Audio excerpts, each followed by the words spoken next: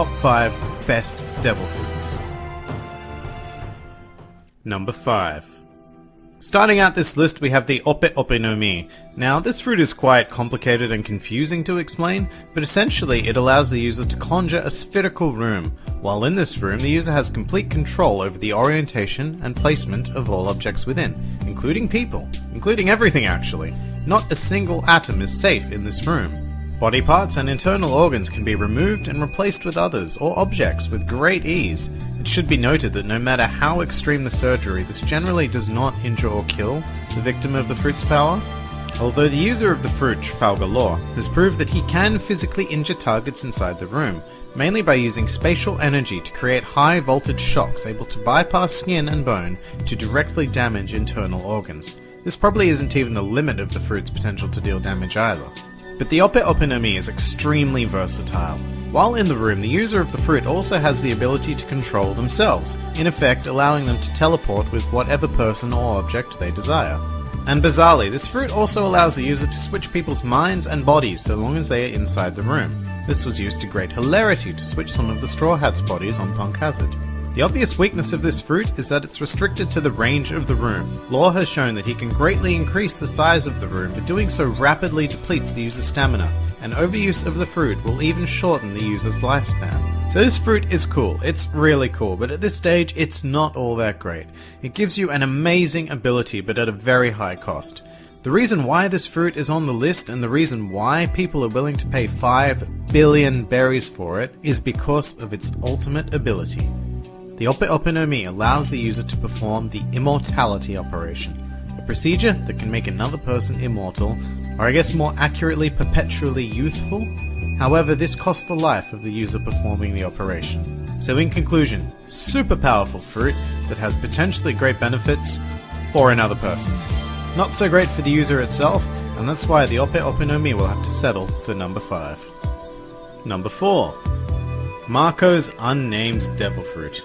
The only Zoan-type fruit on this list allows the user to become a blue phoenix. Its specific subclass is a mythical Zoan type, an extraordinarily rare subclass, rarer than Logia's actually. And for good reason. The main power bestowed by this fruit are the blue flames themselves.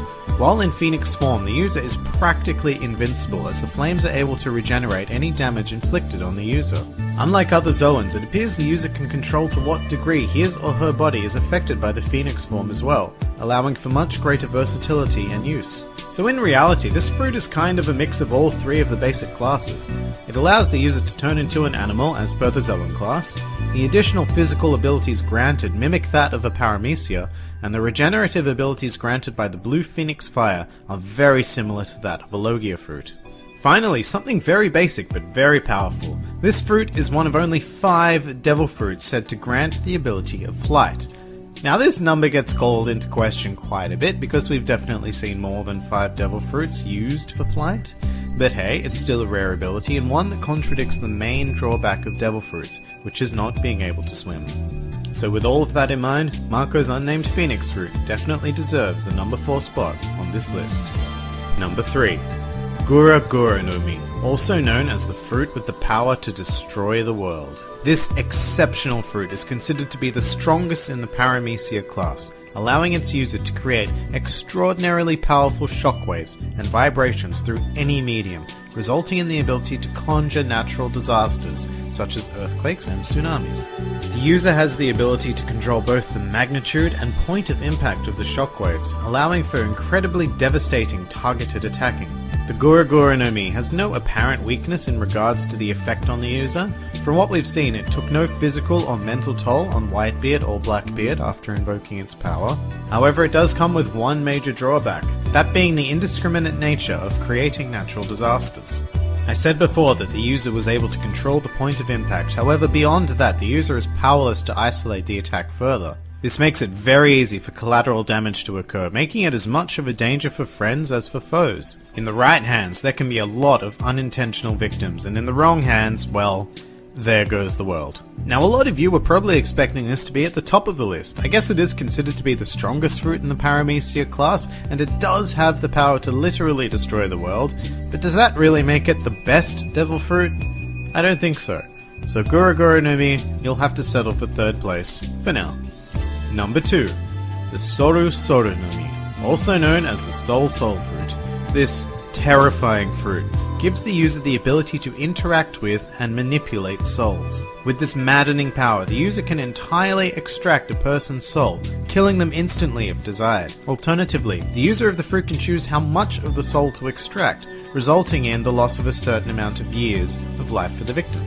After an extraction is conducted, the user can put these souls or soul fragments into objects or animals. They seem to inherit the intelligence of the person whose soul was extracted, and previously inanimate objects just gain a completely new life of their own. The fruit's user can also manifest parts of their own soul that are also capable of extracting other people's souls. So I guess you could say this fruit has the ability to manipulate life, being able to give and take it freely. Pretty godlike stuff. However, this fruit does have one weakness: it only works on those afraid of death. An extraction cannot be performed on somebody who isn't afraid of dying, and honestly that drawback is all that keeps it from reaching the number 1 spot. Otherwise, this fruit is completely hacked. In something like 99% of encounters, the option to simply kill your opponent is right in front of you, no combat necessary. You can then use their soul to create more strong allies for yourself. It's ridiculous. But like I said, the fact that there is a situation in which it is completely powerless is why it lands at a modest number 2 spot. Before we get to number 1, here are some honorable mentions that didn't quite make the cut. Blackbeard's Yummy no Mi, a Logia type that gives the user the ability to become darkness.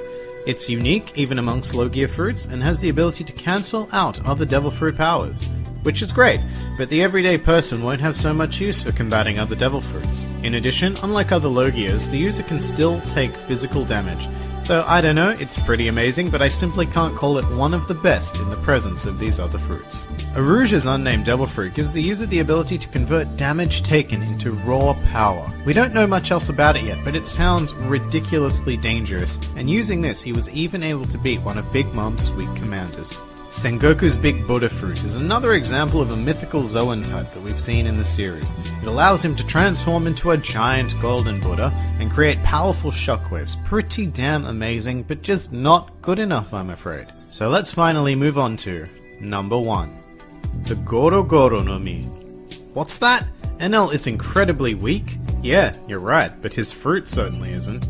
The Goro no Mi is the only Logia fruit type on this list, and it allows the user to conjure, manipulate, and become lightning. So what's so good about that?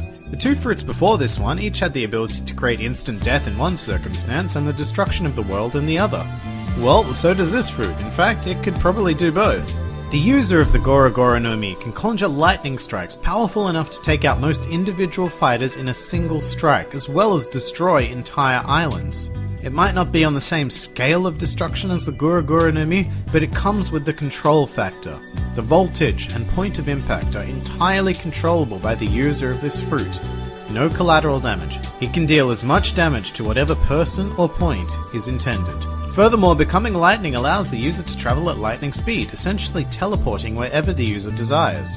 So what was the main drawback of this fruit in the series?